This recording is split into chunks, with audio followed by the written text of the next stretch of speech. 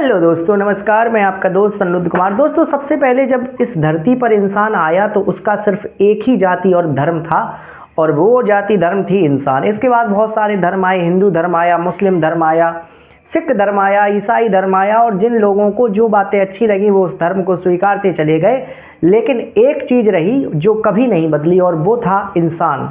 व्यक्ति हिंदू बन गया, मुसलमान बन गया, सिख बन गया, ईसाई बन गया, लेकिन उसकी जाति हमेशा इंसान की रही। दोस्तों, आज की जो कहानी मैं आपको सुनाने जा रहा हूँ, ये कहानी जाति और धर्म से ऊपर उठ कर के एक ऐसी कहानी है जो आपको आज के इस ज़माने में ये सोचने को मजबूर कर देगी कि जिस तरीके का वातावरण आजकल हमारे समाज में व्याप्त है, उस समाज पर ये एक कहानी, एक तमाचा है।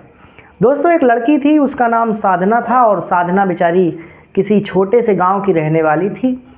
छोटी सी गांव की रहने वाली थी। माता पिता मजदूरी करते थे और मजदूरी करके अपना जीवन गुजारा करते थे।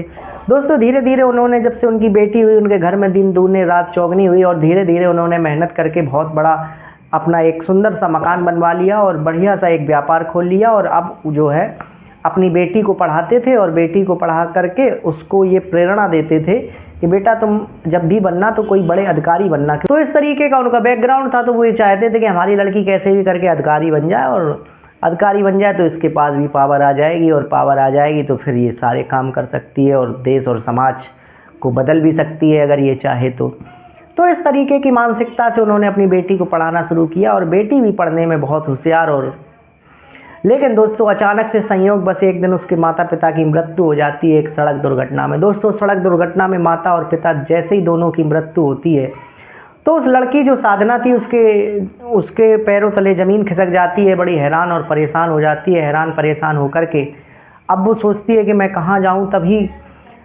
उसकी एक बुआ जी थी। वो बुआ जी आती हैं कि ठीक है बेटा, तुम एक काम करो, तुम मेरे साथ चलो और मैं तुमको पढ़ाऊंगी लिखाऊंगी, तुम मेरे यहाँ रहना। और अकेले लड़की जाति की हो तो तुम्हारे लिए अकेले रहना ठीक नहीं होगा, तो और जो तुम करना चाहती हो, पढ़ना चाहती हो, वो तुम पढ़ सकती हो।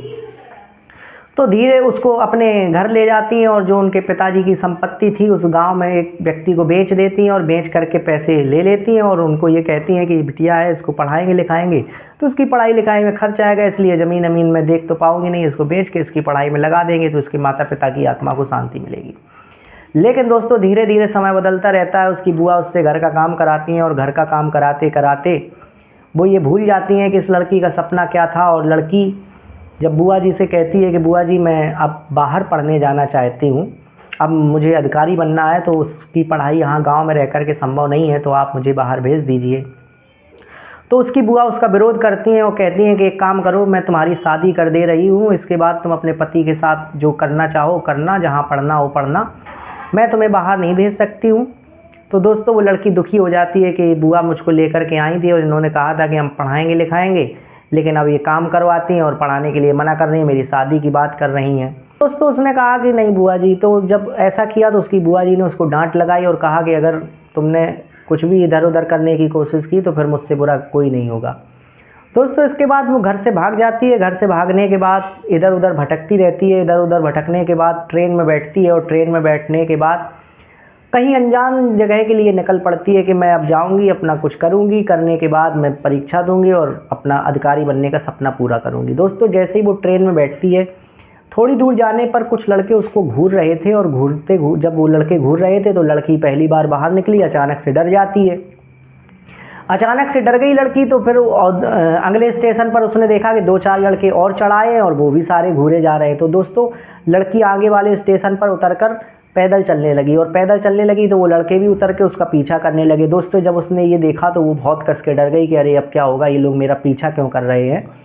तो जाकर के एक मस्जिद के बाहर एक मौलवी साहब मस्जिद में नमाज़ पढ़ने के लिए जा रहे थे, दौड़ते हुए उनके पास गई और बोले, बाबूजी मुझे बचा लो, कुछ लोग मेरा पीछा कर रहे हैं। तो मौलवी साहब ने उसको पीछे मुड़ करके देखा, कहा अरे बेटा तुम कौन हो और कहाँ से आई हो। तो उसने कहा कि बाबूजी, मेरा नाम साधना है और मैं इस तरीके से घर से भाग आई हूँ। मेरा सपना है कि मैं अधिकारी बनना चाहती हूँ, मैं अब घर नहीं जाऊँगी, अगर मैं घर जाऊँगी तो फिर मेरे लिए अच्छा नहीं होगा। तो मौलवी साहब कहते हैं कि बेटा, मेरे घर में बच्चे अच्छे हैं नहीं, मेरी एक पत्नी है, तो चलो तुम बनी रहो, और अगर तुम्हारी बुआ जी आएंगी या कुछ इस तरीके की बातचीत होगी तो फिर मैं तुम्हें उनके साथ भेज दूँगा। दोस्तों, वो मौलवी साहब उसे अपने घर ले आते हैं, और घर ले आ कर के कहते हैं कि बेटा एक काम करते हैं कि हम अभी थोड़ा बहुत पैसे कमाते हैं, तुम्हें जहाँ पढ़ना हो तुम पढ़ सकती हो, और ये तुम्हारी चाची हैं या जो भी तुम इन्हें समझो, इनकी तुम्हें देखभाल करनी है और पढ़ाई में ध्यान देना है।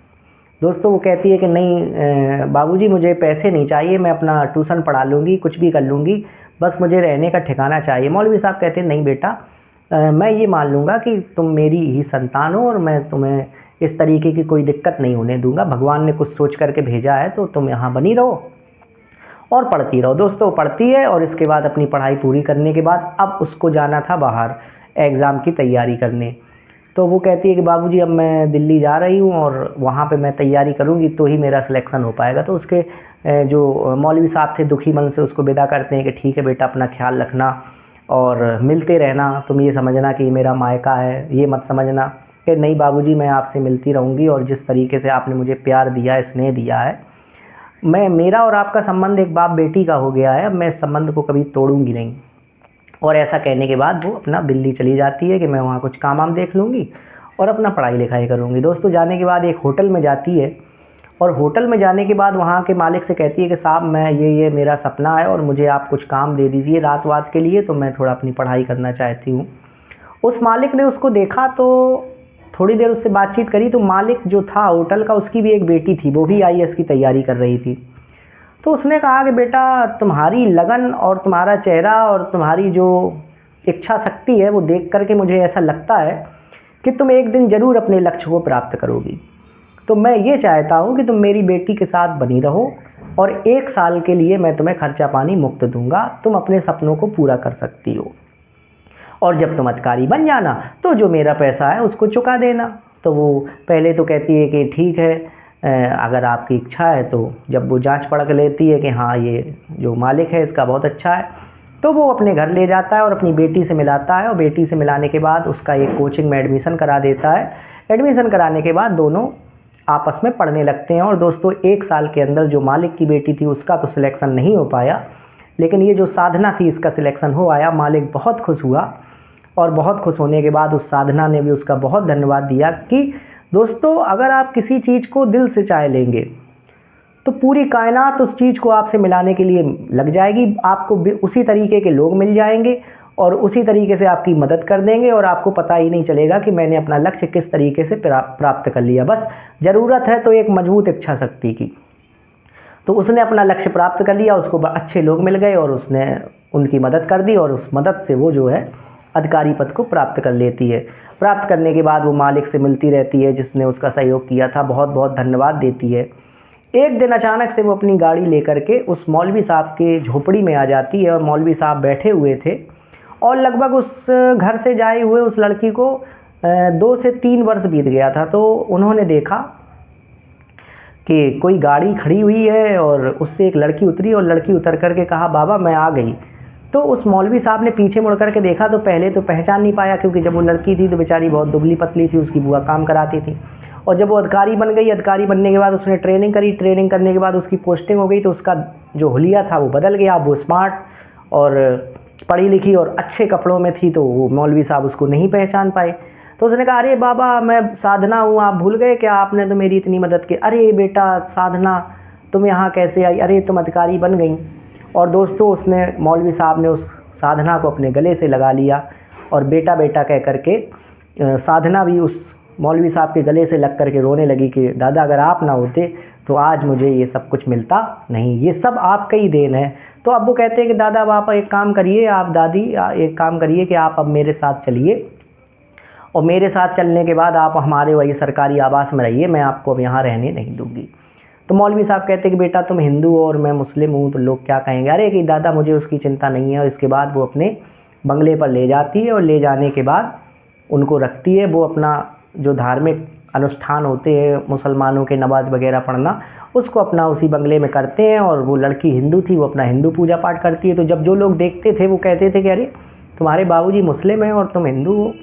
तो वो सारी कहानी बता देती थी। तो लोग इस जो बॉन्डिंग थी उन दोनों की उसकी बहुत प्रशंसा करते थे कि अगर समाज में ये सारी चीज़ें व्याप्त हो जाएं तो जो हिंदू मुसलमान के चक्कर में रोज़ लड़ाइयाँ होती हैं, एक दूसरे को काटा मारा जाता है, ये ख़त्म हो जाए। दोस्तों हम आपको बता दें इंसानियत होती है चाहे वो हिंदू हो और चाहे वो मुसलमान हो।